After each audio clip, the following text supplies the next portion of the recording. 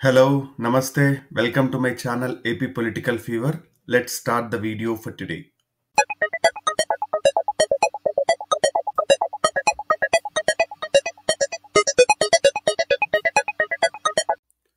మనం ఇదివరకే దాదాపు విజయనగరం జిల్లా నుంచి కర్నూలు జిల్లా వరకు అన్ని నియోజకవర్గాల ఎన్నికల సర్వే అండ్ ప్రెడిక్షన్ వీడియోస్ చేశాము. ఈ వీడియోలో వచ్చేసరికి ఆఖరి జిల్లా అయిన శ్రీకాకుళం జిల్లాలోని ఇచ్చాపురం నియోజకవర్గం గురించి చూద్దాము. ఇది జనరల్ కాన్స్టిట్యున్సీ, శ్రీకాకుళం పార్లమెంట్ పరిధి కిందకి వస్తుంది. శ్రీకాకుళం జిల్లా ఇది ఇది ఆల్మోస్ట్ ఒరిస్సా బార్డర్లో ఉన్న నియోజకవర్గం అని చెప్పొచ్చు. ఇక్కడ కులాల వారి ఓట్లు ఎలా ఉన్నాయి అని చూస్తే రెడ్డిక సామాజిక వర్గం దాదాపు 42,000 వరకు ఉన్నారు. యాదవ సామాజిక వర్గం 38,000 వరకు ఉన్నారు. కాళింగ సామాజిక వర్గం 25,000 వరకు ఉన్నారు. మత్స్యకార సామాజిక వర్గం 20,000 వరకు ఉన్నారు. కాపు సామాజిక వర్గం 15,000 వరకు ఉన్నారు. అగ్నికుల క్షత్రియులు 12,000 వరకు ఉన్నారు. ఎస్సీ సామాజిక వర్గాలన్నీ కలిపి మాలా మాదిగా రెండు కలిపి దాదాపు 30,000 వరకు ఉన్నారు. ఈ నియోజకవర్గంలో రాజకీయ పెత్తనం వచ్చేసి రెడ్డిక సామాజిక వర్గం, యాదవ సామాజిక వర్గం ఎక్కువగా ఉంటుందని చెప్పొచ్చు. ఆ సామాజిక వర్గాలకు చెందిన వాళ్ళే ఎమ్మెల్యేలుగా ప్రాతినిధ్యం వహిస్తూ వస్తూ ఉన్నారు. ఇంకొక ఆసక్తికరమైన విషయం ఏంటంటే ఈ నియోజకవర్గంలో టీడీపీ ఆవిర్భవించిన తర్వాత 2004లో తప్ప ఇంతవరకు ఈ నియోజకవర్గంలో ఓడిపోలేదని చెప్పొచ్చు. ఈ నియోజకవర్గం ఒక రకంగా టీడీపీకి కంచుకోట నియోజకవర్గాల్లో ఒకటని చెప్పొచ్చు. కొన్ని కుప్పం, హిందూపూర్, ఇది ఇచ్చాపురం ఇట్లాంటి నియోజకవర్గాల్లో టీడీపీ చాలా కష్టం అని చెప్పొచ్చు ఓడించడం. అందులోనూ ఇప్పుడు జనసేనతో పొత్తులో ఉన్న కారణంగా ఈ సీట్ని ఇంకా కొంచెం బలోపేతం చేస్తూ ఉందని చెప్పడంలో ఎటువంటి సందేహం లేదు. ఇక్కడ గత 4 ఎన్నికల వివరాలు చూసుకుంటే 2004 నరేష్ కుమార్ అగర్వాల్ గారు కాంగ్రెస్ పార్టీ నుంచి 7,700 ఓట్ల మెజారిటీతో 8.1% మార్జిన్తో గెలవడం జరిగింది. సో ఈ నియోజకవర్గంలో 2004 మినహా ఇంకెప్పుడు కాంగ్రెస్ కానీ లేకుంటే వైఎస్ఆర్సీపీ కానీ గెలవలేదని చెప్పొచ్చు. వైఎస్ఆర్సీపీ ఈ నియోజకవర్గాల్లో ఖాతా తెరవలేదని కూడా చెప్పొచ్చు. 2009లో పిఎస్ సాయిరాజు గారు టీడీపీ పార్టీ తరఫున త్రిముఖ పోరులో 2,275 ఓట్ల మెజారిటీతో 1.7% మార్జిన్తో గెలవడం జరిగింది. అప్పుడు కాంగ్రెస్ కి ప్రజారాజ్యం పార్టీకి ఆల్మోస్ట్ సిమిలర్ ఓట్లు వచ్చాయని చెప్పొచ్చు. కాంగ్రెస్ 2వ స్థానంలో ఉంటే ప్రజారాజ్యం 3వ స్థానంలో ఉంది. 2014లో అశోక్ బెందాలం గారు టీడీపీ పార్టీ నుంచి 25,278 ఓట్ల భారీ మెజారిటీతో 15% మార్జిన్తో గెలవడం జరిగింది. 2019లో తిరిగి అశోక్ బెందాలం గారు టీడీపీ నుంచే పోటీ చేసి 7,145 ఓట్ల మెజారిటీతో 4% మార్జిన్తో గెలవడం జరిగింది. సో ఈ నియోజకవర్గంలో గత 20 సంవత్సరాల నుంచి చూసుకుంటే 3 సార్లు టీడీపీ, ఒకసారి కాంగ్రెస్ గెలిచింది. వైఎస్ఆర్సీపీ ఇంకా ఖాతా తెరవలేదని చెప్పొచ్చు.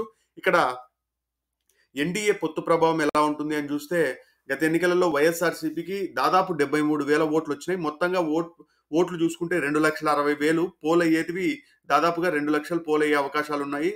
ఒకవేళ 2 లక్షలు పోల్ అయితే 2,847 వైఎస్ఆర్సీపీకి పోలైనాయి. టీడీపీకి దాదాపు 80,000 ఓట్లు పోలైనాయి. జనసేనకి 11,000 ఓట్లు ఉన్నాయని చెప్పొచ్చు. ముఖ్యంగా కాపు సామాజిక వర్గం దాదాపు 10 నుంచి 15,000 వరకు ఉండడం ఈ నియోజకవర్గంలో జనసేనకు కూడా ప్రభావవంతమైన ఓట్లు ఉన్నాయని చెప్పొచ్చు. బీజేపీకి మాత్రమే కేవలం 1,826 ఓట్లు మాత్రమే రావడం జరిగింది. సో ముఖ్యంగా కూటమి పరంగా చూసుకుంటే దాదాపు 93,000 ఓట్లు కూటమికి రావడం జరిగింది. డిఫరెన్స్ చూస్తే 20,000 ఓట్లు అదనంగా ఎన్డీఏకి గత ఎన్నికలలో రావడం జరిగింది. ఇదే డిఫరెన్స్ 2014లో టీడీపీ అభ్యర్థిగా పోటీ చేసిన అశోక్ గారు 25,000 మెజారిటీతో గెలవడం జరిగింది. అప్పుడు టీడీపీ వేవ్ కావచ్చు, లేకుంటేనా రైతు రుణమాఫీ కావచ్చు, ఇట్లాంటి భారీ స్కీములన్నీ డిఫరెన్స్ చేశాయని చెప్పొచ్చు. కానీ ఈ నియోజకవర్గంలో ఎన్డీఏ బలంగా ఉంది, టీడీపీ బలంగా ఉంది, జనసేన కూడా ప్రభావవంతమైన ఓట్లు ఉన్నాయి.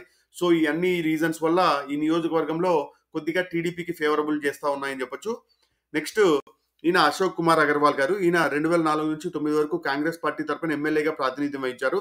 2009లో పోటీ చేసి ఓడిపోయినప్పటికీ 2014లో రాష్ట్ర విభజన అనంతరం కూడా కాంగ్రెస్ పార్టీ తరఫునే పోటీ చేసి దాదాపు 7,000 ఓట్లు రాబట్టారని చెప్పొచ్చు. ఇప్పుడు ఈయన ప్రస్తుతానికి రాజకీయంగా సైలెంట్ గా ఉన్నారు. ఈయన ఏ పార్టీలో లేరని చెప్పొచ్చు. ఈసారి కాంగ్రెస్ పార్టీ తరఫున కూడా పోటీ చేయట్లేదు. నెక్స్ట్ పిఎస్ సాయిరాజు గారు, ఈయన 2009 నుంచి 14 వరకు టీడీపీ పార్టీ తరఫున ఎమ్మెల్యేగా ప్రాతినిధ్యం వహించారు. 2014లో ఈయనకి టికెట్ నిరాకరించి అశోక్ బెందాలం గారిని తెచ్చి పోటీ చేయించడం జరిగింది. దాని తర్వాత 2016-17 ఆ ప్రాంతంలో ఈయన వైఎస్ఆర్సీపీ పార్టీలో చేరి 2019లో వైఎస్ఆర్సీపీ పార్టీ తరఫున పోటీ చేసి స్వల్ప మెజారిటీ 7,000 ఓట్లతో ఓడిపోవడం జరిగింది. ఈవిడ వాళ్ళ వైఫ్ ప్రస్తుతానికి శ్రీకాకుళం జిల్లా జెడ్పీటీసీ చైర్మన్ గా ఉన్నారు. ఇప్పుడు ఆమె ఇచ్చాపురం నుంచి ఎమ్మెల్యేగా పోటీ చేస్తూ ఉన్నారు. సో ఈయన 100% సపోర్ట్ వాళ్ళ వైఫ్‌కి ఇస్తా ఉన్నారని చెప్పొచ్చు. నెక్స్ట్ అశోక్ బెందాలం గారు. ఈయన 2014 నుంచి ఇప్పటి వరకు టీడీపీ పార్టీ తరపున 2 సార్లు ఎమ్మెల్యేగా గెలుపొందారు. ఈయనకి మంచి మాస్ ఇమేజే ఉందని చెప్పొచ్చు. జనాల్లోకి చొచ్చుకుపోగలుగుతాడు. ప్లస్ టీడీపీకి కంచుకోట నియోజకవర్గాలు లాంటిది ఇది ఒకటి కావడం వల్ల ఈయనకి బెనిఫిట్ అవుతా ఉంది. ఇంకొక ఆసక్తికరమైన విషయం ఏందంటే శ్రీకాకుళం ఎంపీ క్యాండిడేట్ కూడా ఈ నియోజకవర్గంలో వచ్చే మార్జిన్‌తోనే అక్కడ బయట పడతా ఉన్నారని చెప్పొచ్చు. సో టెక్కలిలో గూడా కొద్దిగా టైట్ టగ్ ఆఫ్ వారే ఉంటుంది తప్ప, ఇచ్చాపురంలో కొద్దిగా క్లియర్ ఎడ్జ్ టీడీపీకి కనపడతా ఉందని చెప్పొచ్చు.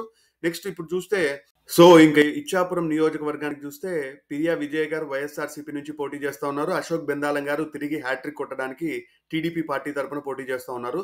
చాలా నియోజకవర్గాల్లో ఎ మామూలుగా లేడీస్‌కి సీట్ ఇవ్వాలి అని చెప్పేసని జస్ట్ డమ్మీ క్యాండిడేట్‌గా పోటీ చేపిస్తా ఉంటారు. కానీ విజయ్ గారికి ఉన్న పాజిటివ్ అంశం ఏందంటే ఈమె క్రియాశీలకంగా రాజకీయంగా ఉండటం గూడా ఈమెకి బెనిఫిట్ అవుతా ఉందని చెప్పొచ్చు. ప్రస్తుతానికి ఈమె శ్రీకాకుళం జెడ్పీటీసీ చైర్మన్‌గా పనిచేస్తా ఉండడం గూడా ఈమెకి బెనిఫిట్ అయ్యే అంశము. జస్ట్ డమ్మీ క్యాండిడేట్ లాగా గాకుండా రాజకీయాల్లో క్రియాశీలకంగానే ఉండి క్యాండిడేట్‌గా ప్రొజెక్ట్ అవుతా ఉన్నారు. ప్లస్ ఈయన గారి హస్బెండ్ సాయిరాజ్ గారు గూడా 100% సపోర్ట్ చేస్తా ఉండడం ఈమెకి బెనిఫిట్ అవుతా ఉంది. ఈమె వైఎస్ఆర్‌సీపీలో కొన్ని వర్గాలతో ఇబ్బంది పడతా ఉన్నారని చెప్పొచ్చు. ముఖ్యంగా రౌత్ రామారావు గారు 2014లో వైఎస్ఆర్‌సీపీ తరపున పోటీ చేసిన ఓడిపోయిన క్యాండిడేట్. ఆయన కూడా టికెట్ రేస్‌లో ఉన్నప్పటికీ ఆఖరి నిమిషంలో విజయ్ గారికి టికెట్ వరించడం జరిగింది. ఆయన ఈమెకి సపోర్ట్ 100% చేస్తాడా అనే దానిపైనే ఈమె విజయం ఆధారపడి ఉంటుందని చెప్పొచ్చు. ఇంకొకటేంటంటే ఆయన రౌత్ రామారావు గారు ప్రస్తుతానికి ఎమ్మెల్సీగా ఉండడం కూడా ఈమెకి బెనిఫిట్ అయ్యే అంశము. ప్రస్తుతానికి ఏదో పదవి ఉంది కాబట్టి ఆయన వైఎస్ఆర్‌సీపీకే సపోర్ట్ చేసే అవకాశాలున్నాయి. ప్లస్ సంక్షేమ పథకాలు అందించడము ఇవి వైఎస్ఆర్‌సీపీ జగన్ గారి ఇమేజ్ ఈ నియోజకవర్గంలో పనిచేస్తాయని ఈమె ఫీల్ అవుతా ఉన్నారని చెప్పొచ్చు. ఈమెకి నెగెటివ్ అయ్యే అంశాలేందంటే టీడీపీ ఈ నియోజకవర్గంలో ఒక రకంగా కంచుకోట లాంటి నియోజకవర్గం కావడము, ప్లస్ జనసేనతో పొత్తు కారణంగా అది ఇంకా క్రిటికల్‌గా మారడం ఈ నియోజకవర్గంలో విజయ్ గారికి నెగెటివ్ అయ్యే అవకాశాలున్నాయి. ఇంకా అశోక్ బెందాలం గారు ఏంటంటే ఈ నియోజకవర్గానికి ఎప్పుడూ అందుబాటులోనే ఉంటారు. కార్యకర్తలకు గానీ లేకుంటే పార్టీ క్యాడర్‌కి గానీ ఎప్పుడు అందుబాటులో ఉంటారని ఈయనకి మంచి ఇమేజ్ ఉందని చెప్పొచ్చు. కానీ ఈయన 2 సార్లు ఎమ్మెల్యేగా ప్రాతినిధ్యం వహించినప్పటికీ 2014 నుంచి 19 వరకు అధికారంలో ఉన్నప్పుడు, లేకుంటే అధికారంలో ఇప్పుడు 2019 నుంచి ఇప్పుడు లేకపోయినప్పటికీ నియోజకవర్గంలో అయితే అసలు అభివృద్ధి ఏమీ లేదని చెప్పి ఈ నియోజకవర్గంలో చాలా నెగటివిటీ ఉందని చెప్పొచ్చు. కానీ ఈ నియోజకవర్గంలో టీడీపీకి సంస్థాగతంగా గత 3, 4 దశాబ్దాల నుంచి టీడీపీ వెనకాల ర్యాలీ అయ్యే సామాజిక వర్గాలు ఎక్కువగా ఉండడం ఈ నియోజకవర్గంలో టీడీపీకి ఒక రకంగా కంచుకోట చేస్తా ఉన్నాయని చెప్పొచ్చు. ఇంకొక ఆసక్తికరమైన విషయం ఈ నియోజకవర్గం గురించి ఏంటంటే ఎవరు పాదయాత్ర స్టార్ట్ చేసినా, రాజశేఖర్ రెడ్డి గారు స్టార్ట్ చేసినా, లేకుంటే చంద్రబాబు నాయుడు గారు స్టార్ట్ చేసినా, జగన్ గారు పాదయాత్ర చేసినా, లేకుంటే లోకేష్ గారు మొన్న పాదయాత్ర చేసినా అందరూ ఇచ్చాపురంతో క్లోజ్ చేస్తారని చెప్పొచ్చు. ఆ ఒరిస్సాకు బార్డర్‌లో ఉండే కాన్స్టిట్యుయెన్సీ కావడం వల్ల అందరూ ఇచ్చాపురంలో పాదయాత్రని క్లోజ్ చేసి చానా ఈ నియోజకవర్గాన్ని కొద్దిగా ఇంపార్టెంట్‌గా తీసుకుంటారు. కానీ ఈ ప్రస్తుతం ఉన్న నా అంచనా ప్రకారం అయితే ఈ నియోజకవర్గాన్ని టీడీపీ గెలిచే అవకాశాలే ఎక్కువగా ఉన్నాయని చెప్పొచ్చు. ముఖ్యంగా వైఎస్ఆర్‌సీపీలో వర్గ విభేదాలు ఒక కారణము. ఇంకొకటి టీడీపీ ఒక రకంగా టీడీపీలో అయితే వర్గాలు లేకపోవడం ఒక కారణము. ఈ నియోజకవర్గంలో వచ్చే మెజారిటీతోనే శ్రీకాకుళం ఎంపీ క్యాండిడేట్ కూడా ఆధారపడి ఉండటం కూడా శ్రీకాకుళం ఎంపీ క్యాండిడేట్‌గా రామ్మోహన్ రావు గారికి పాజిటివ్ ఇమేజే ఉండటం ఇవన్నీ ఈ క్యాండిడేట్‌కి బెనిఫిట్ అవుతా ఉన్నాయి. ప్లస్ జనసేన ఓట్లు దాదాపు 10,000-15,000 ఓట్లు వాళ్ళకుండటం ఇవన్నీ టీడీపీ వెనకాలనే ర్యాలీ అయ్యే అవకాశాలు ఉండడం కూడా టీడీపీకి అదనపు అడ్వాంటేజ్‌గా కనిపిస్తుంది. సో డీసెంట్ మార్జిన్‌తోనే ఈ నియోజకవర్గం టీడీపీ గెలిచే అవకాశాలున్నాయి. వైఎస్ఆర్‌సీపీ వాళ్ళందరూ ఒక తాటిపైకి వచ్చి పోరాడితే టైట్ సిట్యుయేషన్ తెచ్చినప్పటికీ టీడీపీకే ఎక్కువగా అవకాశాలున్నాయని నేను అనుకుంటా ఉన్నాను.